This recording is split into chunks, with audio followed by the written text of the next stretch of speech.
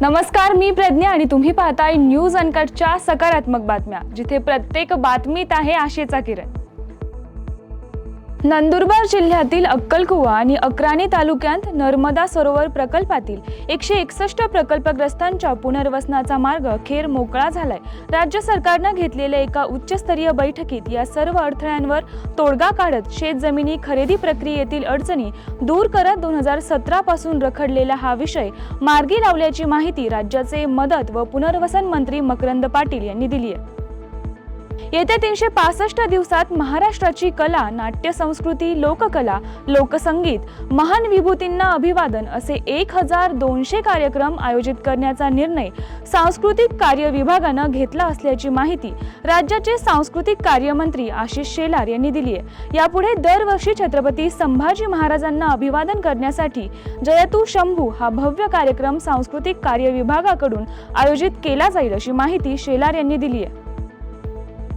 मुंबईत चालू वर्षात 50 तर पुढच्या वर्षी 62 किलोमीटर मेट्रोचा टप्पा सेवेत आणला जाणार आहे। 2014 ते 2019 दरम्यान काम सुरू करण्यात आलेले मेट्रो प्रकल्प येत्या 2 वर्षात म्हणजेच 2027च्या अखेरपर्यंत पूर्ण करण्याचा मानस असून त्याचा नागरिकांना मोठा फायदा होईल अशी माहिती मुख्यमंत्री देवेंद्र फडणवीस यांनी दिली आहे। ते मीरा भाईंदर मेट्रो 9 प्रकल्पाच्या पहिल्या टप्प्यातील चाचणी प्रसंगी बोलत होते।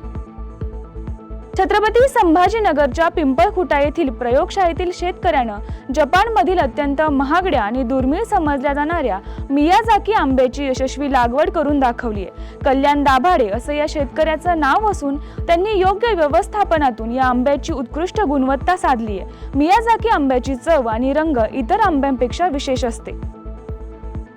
भारत सरकारने बुधवारी HCL आणि फॉक्सकॉनला 6वा सेमीकंडक्टर प्लांट टाकण्याची मान्यता दिली आहे। हा प्लांट उत्तर प्रदेशातील यमुना एक्सप्रेसवे औद्योगिक क्षेत्रातील जेवर विमानतळाजवळ 3700 कोटी खर्चून बांधला जाणार असून दरमहा 36 दशलक्ष डिस्प्ले ड्रायव्हर चिप्सचे उत्पादन या ठिकाणी होणार आहे अशी माहिती सरकारकडून देण्यात आली आहे। याशिवाय 5 सेमीकंडक्टर युनिट्सवर आधीच काम सुरू असल्याने मोबाईल, कार, लॅपटॉप यांसारख्या उपक्रमांसाठी आता चीन आणि तैवानवर अवलंबून राहण्याची गरज नाही।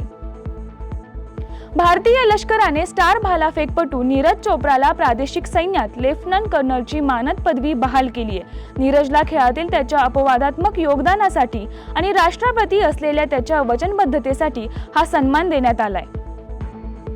रवींद्र जडेजा ICC ऑलराऊंडर कसोटी क्रमवारीत सर्वाधिक काळ पहिल्या क्रमांकावर राहणारा खेळाडू बनलाय।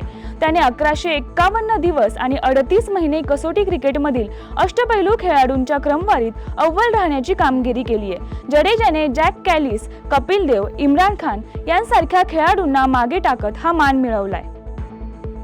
भारत आणि पाकिस्तानमध्ये तणावाचे वातावरण निर्माण झाल्यामुळे उर्वरित सामन्यांमध्ये काही परदेशी खेळाडू भारतामध्ये खेळणार नाहीत। ते आपल्या मायदेशी परत गेल्यानं त्यांच्या जागी नवीन खेळाडू घेण्याची मुभा BCCIने सर्व संघांना दिली आहे। त्यानुसार आता बांगलादेशच्या खेळाडूंना चांगलाच फायदा होणार आहे। दिल्लीने उर्वरित सामन्यांसाठी मुस्तफिजुर रहमान सोबत 6 कोटी रुपयांचा करार केलाय। या बातमीसह न्यूज अनकटच्या सकारात्मक बातम्यांमध्ये इथेच थांबूया। अशाच आशादायी बातम्यांसाठी पाहत रहा न्यूज अनकट।